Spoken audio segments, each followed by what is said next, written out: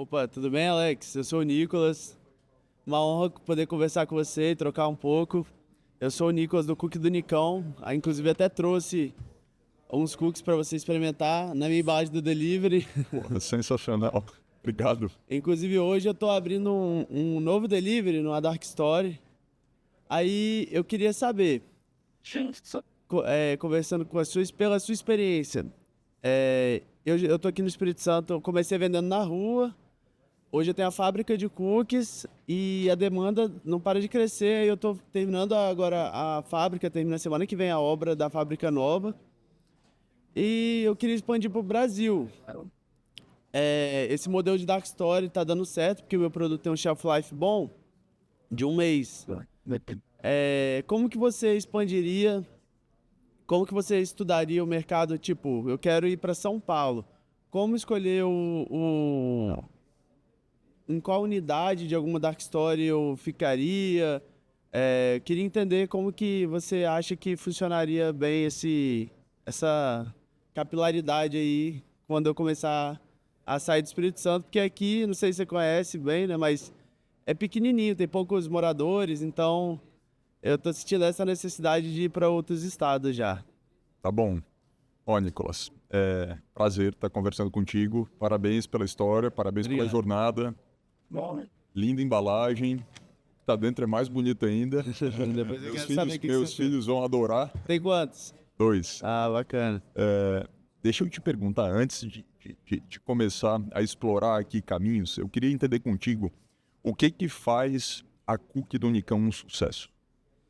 Então, eu acho que a gente vende história e o produto, qualidade e história, né? São duas coisas que vendem produto. Eu tenho os dois que eu comecei vendendo na faculdade, para me manter na faculdade, que eu fazia engenharia integral.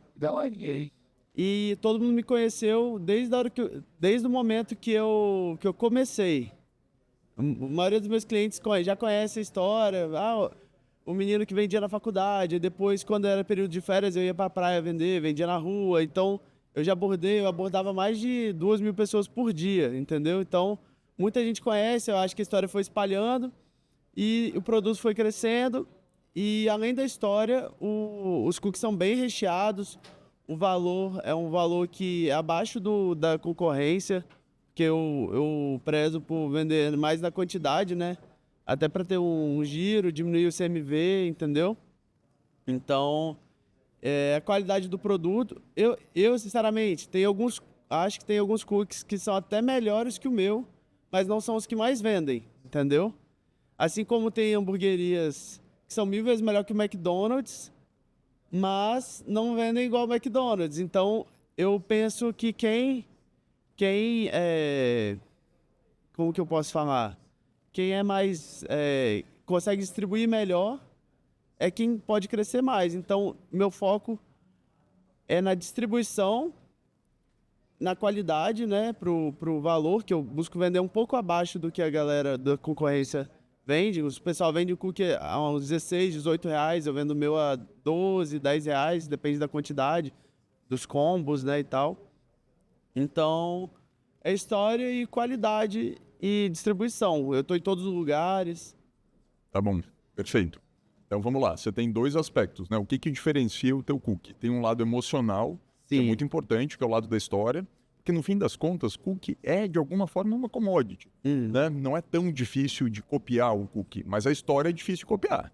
Sim, E tem um lado funcional, que é a qualidade do produto. O produto é gostoso, não adianta você vender uma comida ruim com uma história muito boa que as pessoas vão comprar uma vez e vão Exatamente. comprar novamente. Sim. Então, você criou uma marca localmente baseado no aspecto emocional e no aspecto funcional, que você entrega um produto de qualidade a um preço justo. Quando você pensa em expandir, você vai ter que replicar essa fórmula de sucesso, porque o cookie pelo cookie, você vai ser só mais um. Então, apesar de você conseguir exportar muito facilmente o produto, o lado funcional, para qualquer lugar do Brasil e do mundo, o lado emocional ele é muito mais difícil. Você não consegue exportar da mesma forma, porque as pessoas não conhecem a história do Nicão em outros lugares do Brasil. Então, eu pensaria, da mesma forma como você abordava milhares de pessoas aqui no Espírito Santo, aqui em Vitória, você vai ter que fazer um trabalho relativamente parecido, você vai ter que replicar essa fórmula do sucesso em outras praças. Então, eu seria muito específico em relação a onde expandir, e não expandir pelo Brasil inteiro, mas expandir de forma pontual, especialmente entendendo aqui que não existe um orçamento de marketing agressivo, que você não pode ir para a TV, que você não pode botar um caminhão de dinheiro na meta, né? Então, eu pensaria que praça que faz sentido, que não tem tanta concorrência, tantas marcas fortes, e, cara, eu iria para a rua e pensaria em distribuição, não só em dark kitchen, em vender em plataforma de delivery, que pode ser um caminho interessante também, acho que você tem que vender, mas apostar 100% em dark kitchen eu não faria, porque eu acho que a parte emocional, a parte de história, demanda você estar associado talvez a marcas que também tenham história. Então, de repente, você precisa estar em ponto de venda. Você precisa fazer com que as pessoas te conheçam no ponto de venda de empresas, de restaurantes legais. Que eu também vendo para restaurantes também. Que comprem a tua história. Então, e até empresa, de repente vai ser legal você vender para empresa. Pensar de uma forma criativa, poxa, tenta uma parceria com o Nubank, com o iFood, com as empresas de tech descoladas e tenta deixar, de repente, um carrinho de cookie lá, meio que self-service, onde as pessoas paguem sozinhas, colocam uma maquininha sozinhas, não precisa nem colocar um funcionário, faz uma aposta, um carrinho da confiança, cookie da confiança, e aí lá você conta um pouco da tua história e vê se vende. Eu pensaria em canais bastante criativos, em lugares onde você possa comunicar o lado emocional da forma mais redonda possível, para você entregar o teu produto com esse diferencial, para não ser apenas mais um cookie.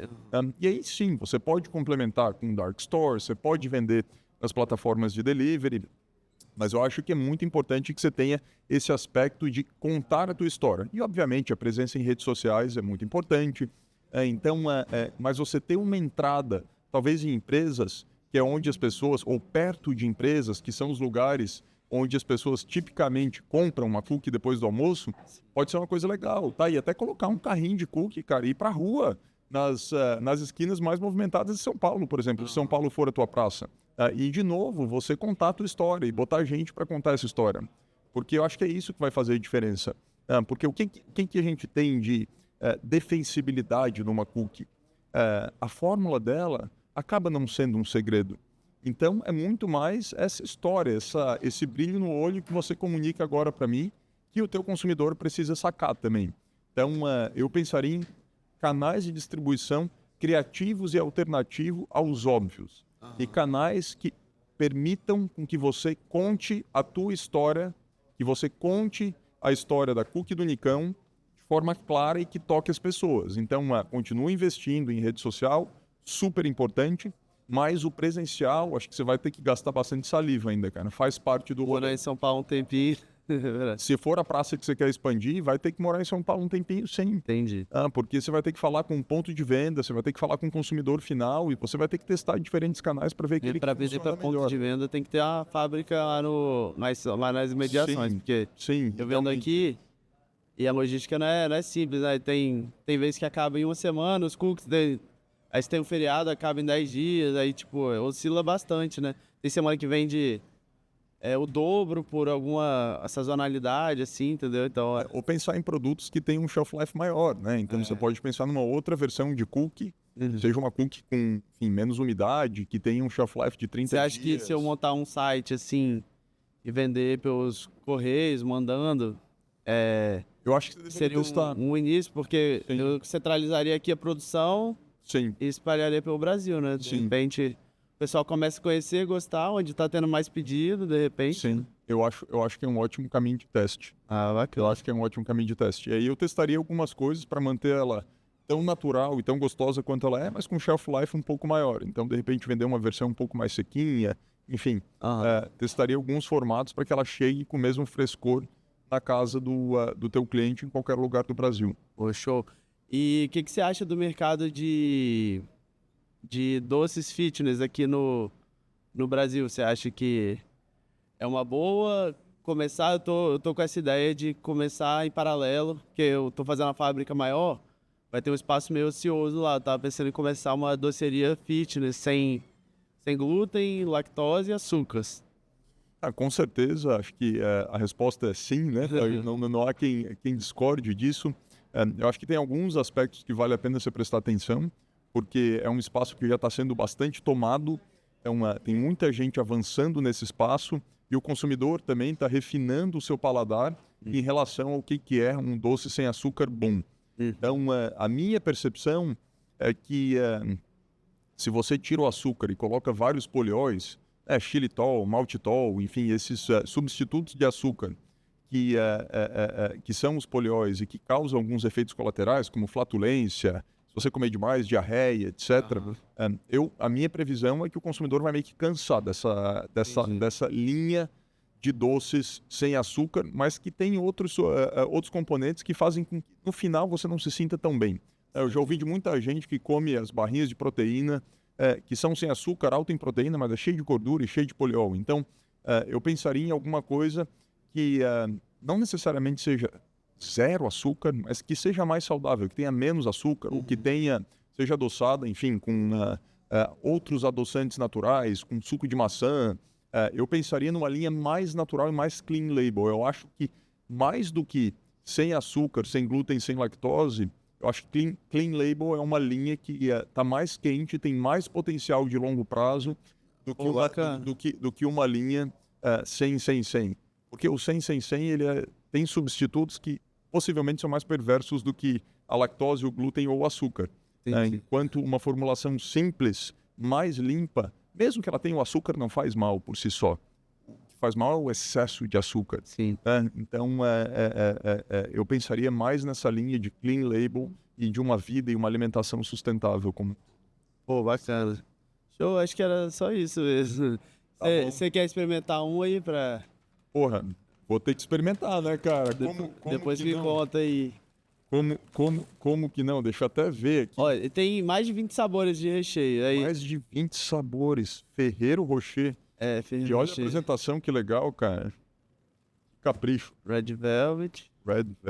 Nutella, o carro-chefe, né? Nutella e pistache. Porra, eu vou experimentar pistache. Abre ele assim depois no meio, que dá pra ver o recheio. E vou te falar.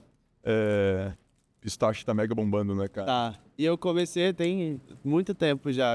Impressionante, cara. Que eu sempre gostei. Tem sorveterias no Brasil que estão focadas só em pistache pra lá, pistache pra cá. Vamos ver como é que é esse negócio aqui. Nossa. Pô, sacanagem, hein, cara. Bonito, né? Bonito demais. Olha lá.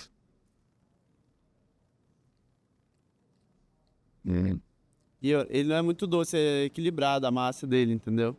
Porque já tem bastante recheio. Excelente. Eu sou chato pra caramba com doçura. Não gosto de nada muito doce.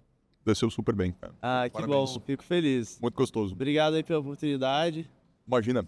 Obrigado você. Muito prazer. Ansioso pela palestra aí. Tá bom. Vou ficar aguardando. Tá bom. Obrigado. Valeu.